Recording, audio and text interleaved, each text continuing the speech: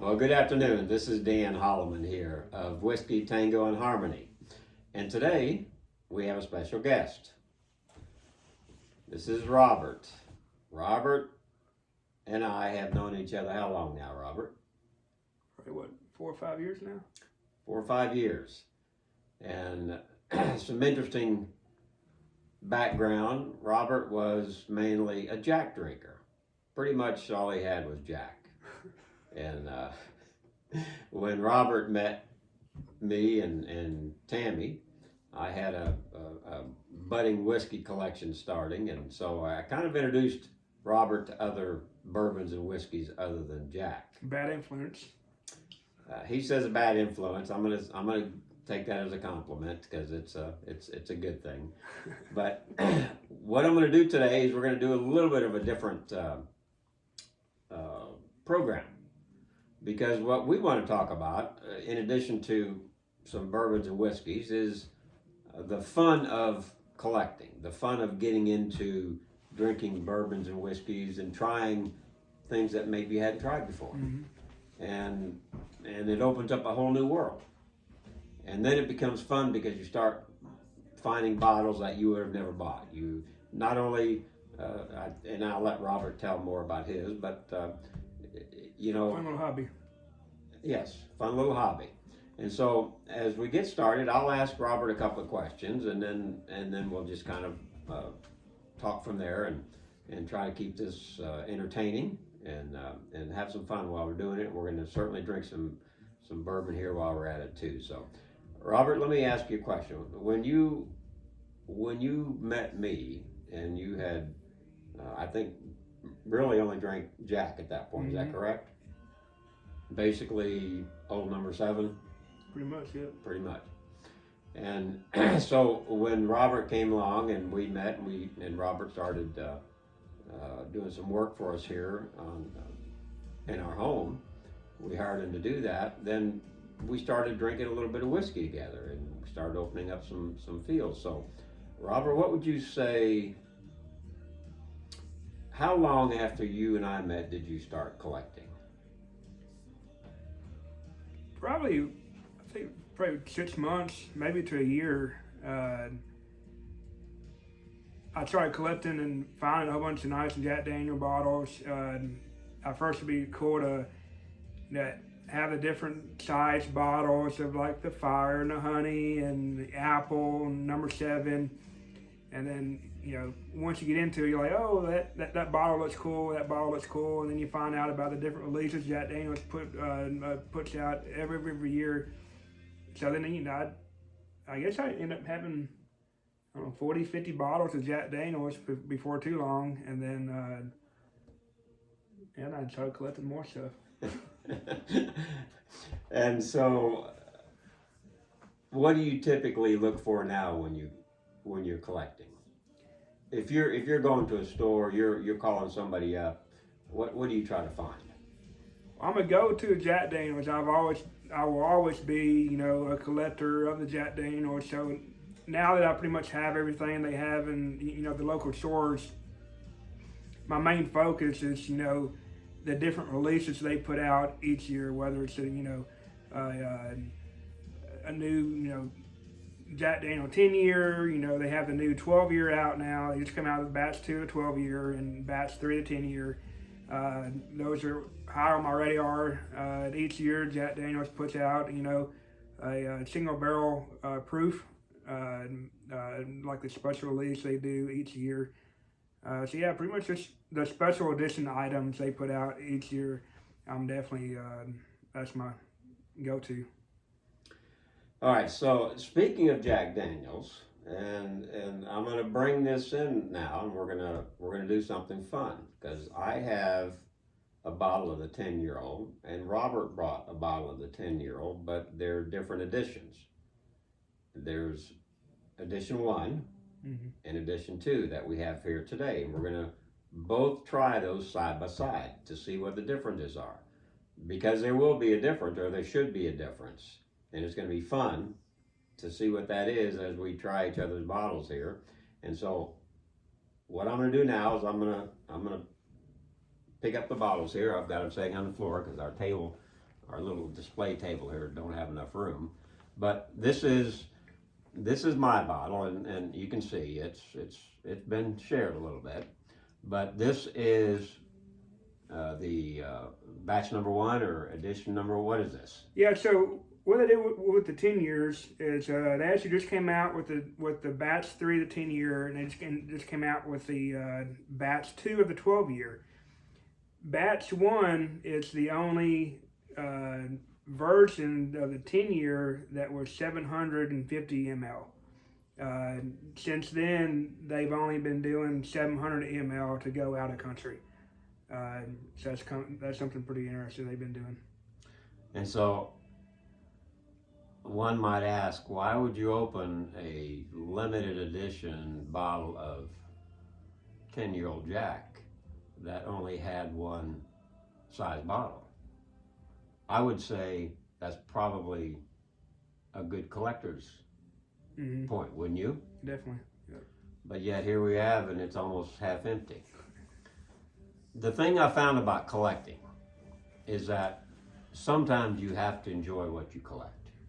And if you have a bottle that's special, and there's others that come into your life that either can't afford something of that nature, or they've never had it, never had the opportunity, can't find it because these things go quick when they hit the market. It's always nice to have a bottle where you just share and you enjoy it and you have conversation around it. And so that's why. That is to me, this was a very special bottle when I got it, and I wanted to share it with friends and family and acquaintances when they came by if they wanted to. So today we're gonna have some of mine, and Robert brought his open. It's brand new, never been opened. Just popped the seal on it today just for this vlog here. So let's get started, and I'll set the Angel's Envy down out of the way for right now. And I'm going to pour the 1. And I'm going to give myself a little bit of a pour.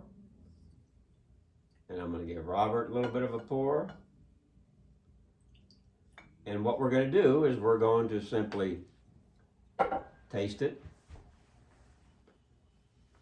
And then we're going to taste batch number 2 and see what the difference is, okay?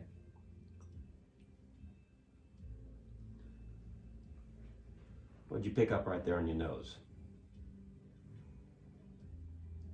Definitely oak. Yeah, oak and smoke. Got some vanilla. Very, very nice whiskey here by Jack.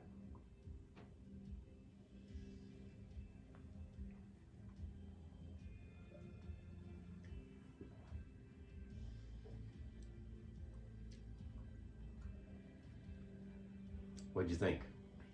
Good. Good stuff.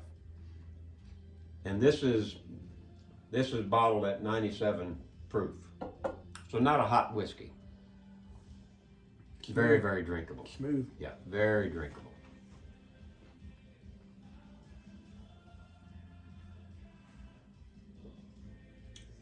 What'd you pick up on the back end there? Had more of the smoky flavor in the back end. I picked up some vanilla. Definitely picked up some more oak. The finish is nice, smooth, and it is long. It's still lingering, that finish, and I had that last sip just a little bit ago. So I'm tasting some vanilla now. yeah, the vanilla is very forward on this 10-year-old to me.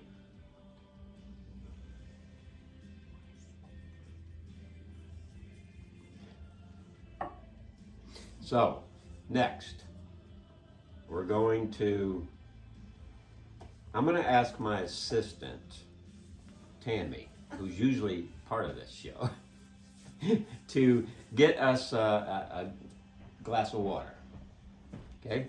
And we're going to rinse our palate, and then we're going to have the batch number 2, and we're going to see if there's a difference. Mm-hmm. But right now, this is really, this number 1 is probably my favorite Jack Daniels I've ever had. And I've told, I don't know how many people, it's probably the best Jack Daniels I've ever had. I would agree with that, yeah. So since you called me out, don't forget to talk about price. And if it's a collectible, how high is it gone? So, collectibles, and depending on what they are, when you get into collecting hard to get, hard to find whiskeys, limited edition whiskeys or bourbons, the secondary market drives that market, which is unfortunate. These bottles, if you can buy them straight from Jack or somebody who gets them and they're willing to sell them for what they pay for them, it's a $135 bottle. Mm-hmm. Secondary market, this is where it goes what I call stupid. You can spend as little as $200 or $300. You can spend upwards of $700, $800, $900, $1,000 for a bottle like this because of the hype, because it's limited edition, because it's hard to find, because people who really are Jack fans, they want this and they want it for their collection. They want a bottle to share and drink. So when you're talking about collecting, you have to understand what drives the market. And you want to buy responsibly, you want to buy smart, but sometimes you're going to pay a lot more than you want to just to get a bottle or something of that you're looking for your collection. Maybe it rounds out your collection. Mm-hmm. There's a lot of collectors that are looking for a particular bottle here or there that finishes a certain run that they're doing with different types of bourbons or whiskeys. You were telling me about somebody just a little while ago that on there was a Weller. Mm-hmm. What were you telling me about the individual that wanted the Weller, the particular year, and why? Yes, I mean, it's just, you know, I guess a drinker in the collectible, or somebody that, you know, wants to collect the different brands of bourbon and bottles, he liked the year 23, the 12-year Weller, and I happen to have a 22. No, vice versa. I had a 23. He had a 22, and he was willing to trade me multiple bottles just for the one Weller that I had of the year 23. So it's just like, you know, the different batches of the 10-year Jack here that we have. You know, different people's taste buds better. Some people pick up different flavors in other batches, and so I said it's the same thing with the Weller. It's his taste buds like the year 23 better than 23 22, and he was willing to, you know, give $400 or $500 worth of bourbon just for one bottle of Wellers that, you know, you could probably buy for, you know, $150, $200.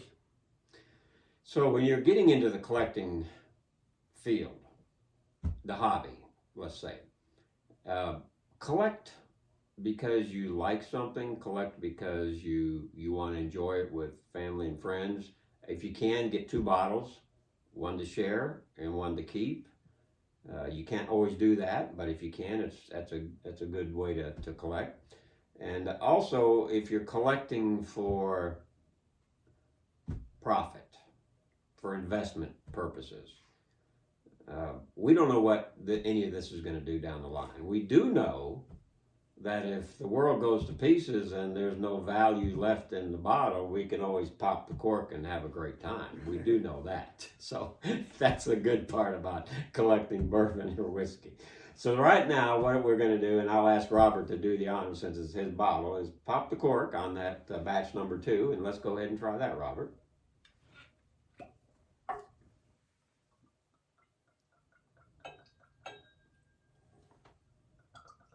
Okay.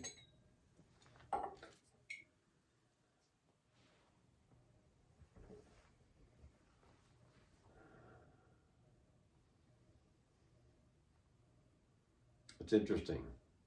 On this one, I immediately picked up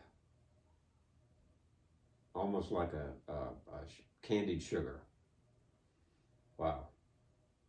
I smell that more vanilla on them on the batch 2. Vanilla is a lot higher on the nose on this one, and the candied fruits or sugars came out immediately for me.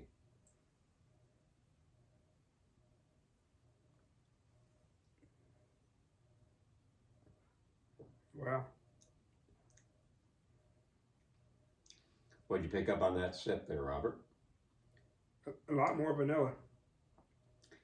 This batch definitely has, for me as well, more of vanilla notes, candied notes. I'm also picking up. It's almost as if I'm tasting candied yams. I don't know where that came from, but that came to my mind as I was enjoying that sip.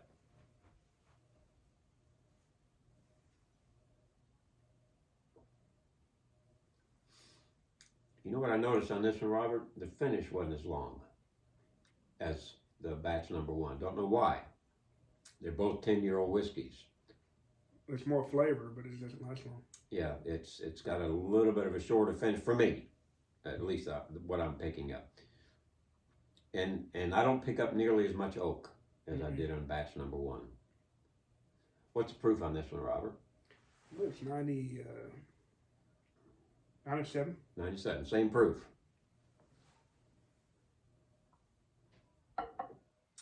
So as we have these conversations, and that's what we're doing, we're just sharing why it's fun to collect and differences we see in bottles of the same maker, different batches, different years.